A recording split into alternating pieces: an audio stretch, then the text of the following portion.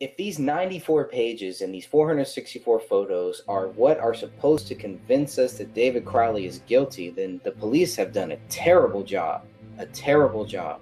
And that's now it's on us. Now it's on the people. It's on the public to ask for more.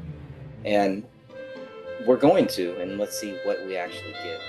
Several of the group have filed Freedom of Information requests to see the photos and have been hit with, I think, the couple people that have filed that got the same 464 photos. None show the weapon or the gun. Now, your question to Officer Gummert is, was there additional photos that were not released? And he wrote back with his answer that the number of photos unreleased were in the hundreds. So the pictures of the weapon and the position of the bodies and the pictures of the gruesome bodies were not sent, which is fine. It sounds like the family didn't want those, and maybe they, that would make sense. But a picture of a weapon, the picture of the bullet holes in the wall where David shot at the dog, the other pictures throughout the house that were not shown.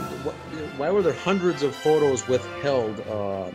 Other than sensitivity issues, or if they were gruesome, do you know why there would be hundreds of photos not released, Greg?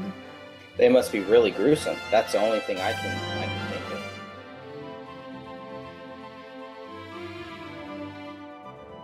So knowing that there was a dog that could have screwed up this whole crime scene, you still, within hours of walking into this house, you still say that you think that David Crowley's guilty. I would really like to know how many cops really walked in that house and knew that day that David Crowley was guilty, or how many might have thought that, well, maybe not, but let's see where the facts take us. So I agree. I think that anyone stepping into that crime scene, whether they were a seasoned veteran law enforcement or an everyday Joe, would take a look at what happened and safely assume that, oh, it looks like the husband went nuts, killed the two people and himself.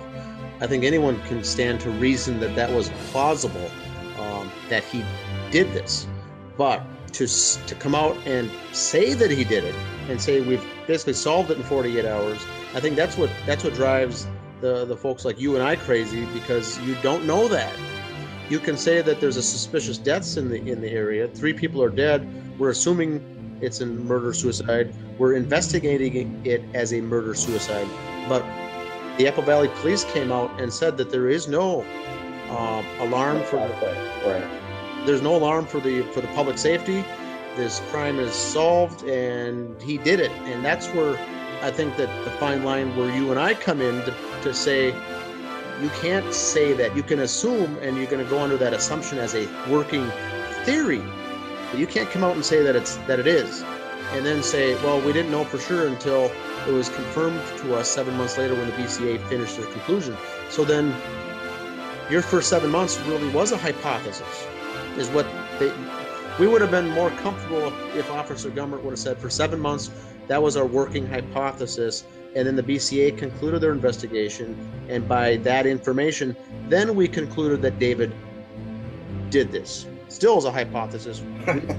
But by saying it 48 hours, it really raised suspicions that was something was up, because there's no way you could tell, because nothing made sense from the get-go in this case. No, and that never changed. When did that ever change? They never had a suicide note. They never had any real proof that David was the person who killed his wife and his daughter and himself.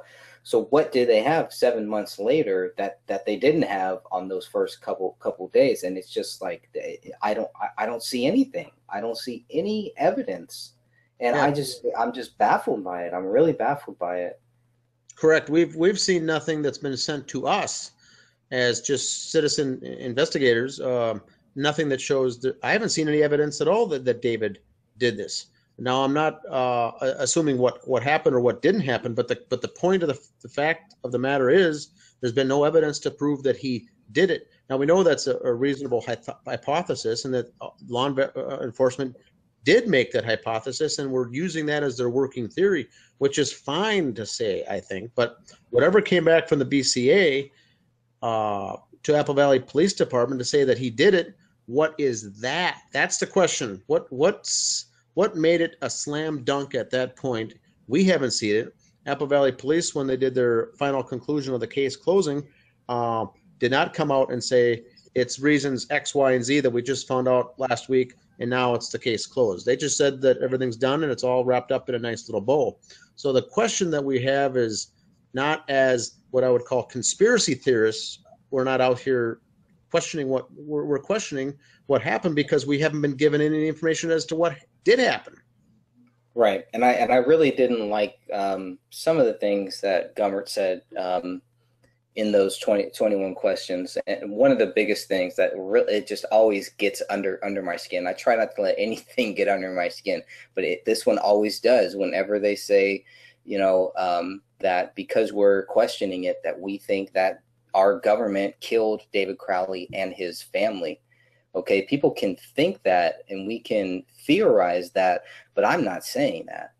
I'm not saying, that's any less possible than David Crowley killing himself, but I'm also not going to say that I think right now that the government killed him. But I don't believe that David Crowley killed his wife and killed his daughter and then himself. That doesn't mean that it's not true, and I'm still open to the possibility that is what really happened here. It is highly possible, sure, but it's also highly possible that that's not what happened here. And so it's just like, okay, let's look at where this case has really taken us. And for me, it's just come back full circle. We're right back to day one. What new information after 1 year? What do we really have? All right, welcome, Ross. It's Greg and I. There's three of us here so far. We're doing a public broadcast here, going over the latest in the case. And one of the questions we had, Ross, was I don't know if you heard this or not with the 21 answers from Officer Gummert, is that he did say in his final paragraph, he wrapped up by saying, I know people aren't going to like this, but David Crowley and his family were not killed by the government or agents of the government. Now, why would he say that? I've never said that. Greg's never said that.